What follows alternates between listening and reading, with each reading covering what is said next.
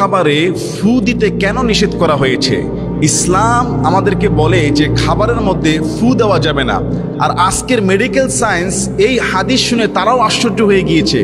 ১৫০০ বছর আগে রাসূলুল্লাহ সাল্লাল্লাহু আলাইহি সাল্লাম কেন তিনি বললেন যে কেউ যেন পান পাত্রে ফু না দেয় এবং সেখানে যেন নিঃশ্বাস না ফেলে। আল্লাহু আকবার। আপনি শুনলে আশ্চর্য হয়ে যাবেন।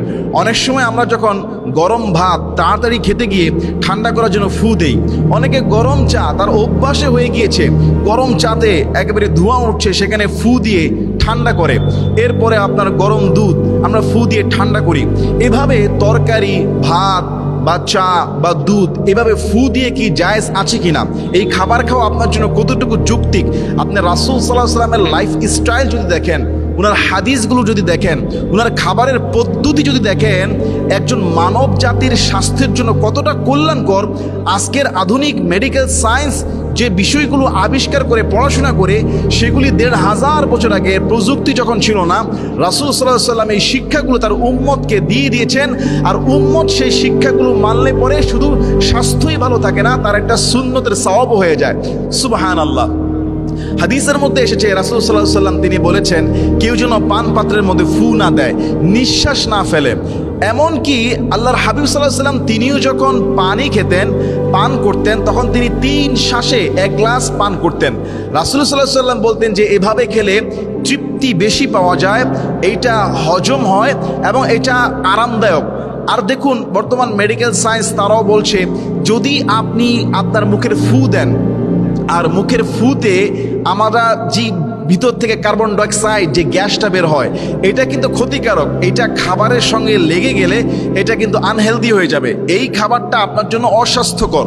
রাসূল সাল্লাল্লাহু আলাইহি সাল্লাম ৩ শ্বাসে পানি খেতেন যাতে করে শ্বাসগুলো গ্লাসের ভিতরে না পড়ে, এরপরে যেন তৃপ্তি পাওয়া যায়। এভাবে রাসূল সাল্লাল্লাহু আলাইহি সাল্লাম আস্তে আস্তে ৩ শ্বাসে পানি খেতেন এবং খাবারের মধ্যে ফু দিতে নিষেধ করেছেন মুহাম্মদ সাল্লাল্লাহু আলাইহি সাল্লাম।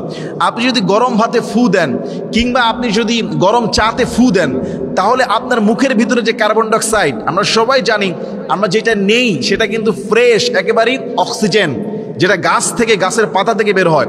আমরা ফ্রেশ অক্সিজেনটা ভিতরে নেই নিঃশ্বাসের মাধ্যমে। আবার নিঃশ্বাস মুখের মাধ্যমে যেটা বের হয় সেটা হলো কার্বন ডাইঅক্সাইড, বিষাক্ত গ্যাস। তাহলে আপনি ফু দিলেন, খাবারের মধ্যে বিষাক্ত গ্যাস মেরে দিলেন, সেটা আবার খেলেন। একইভাবে আপনি যদি এক টানে পানি খেতে চান রাসূলের সুন্নাহ অনুসরণ না করে, তাহলে এক টানে পানি খেতে গেলে কিছু শ্বাস আপনার গ্লাসের ভিতরে পানির সঙ্গে লাগতে পারে। তাহলে রাসূল সাল্লাল্লাহু আলাইহি সাল্লাম আমাদেরকে যে শিক্ষা দিয়েছে, আজকের বিজ্ঞান অবাক যে কিভাবে মুসলমানরা এবং ১৫০০ বছর আগে মুহাম্মদ সাল্লাল্লাহু আলাইহি সাল্লামকে এটা কে শিখিয়ে দিল?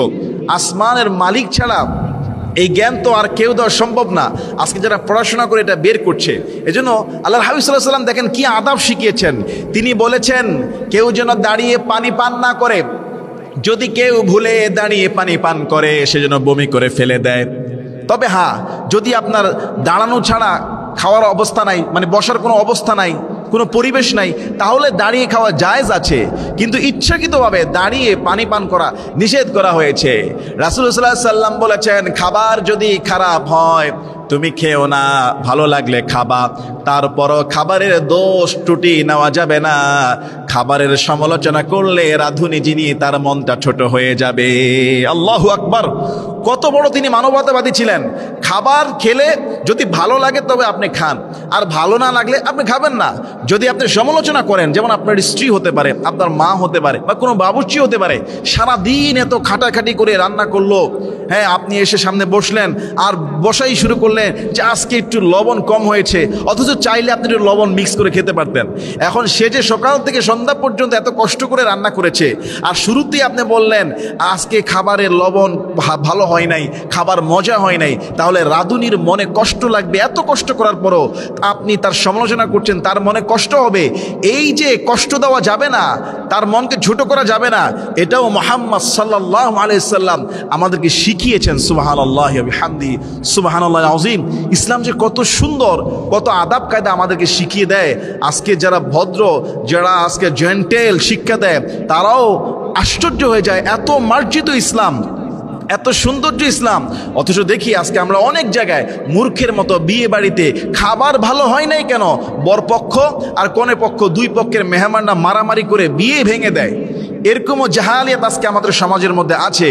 তাহলে আসুন আমরা এই হাদিসগুলো থেকে শিক্ষা নেই, খাবারের মধ্যে ফু দিব না। ঠান্ডা করার জন্য প্রয়োজনে আপনি ফ্যানের বাতাসে কিংবা হাত পাখা দিয়ে ঠান্ডা করতে পারেন, কিন্তু মুখের ফু দিয়ে খাবারকে ঠান্ডা করা যাবে না। আল্লাহ সুবহানাহু ওয়া তাআলা আমাদের সবাইকে এই সুন্নাহগুলো, এই স্বাস্থ্যসম্মত বিষয়গুলো ফলো করার এবং আমল করার তৌফিক দান করুন। আল্লাহুম্মা আমিন।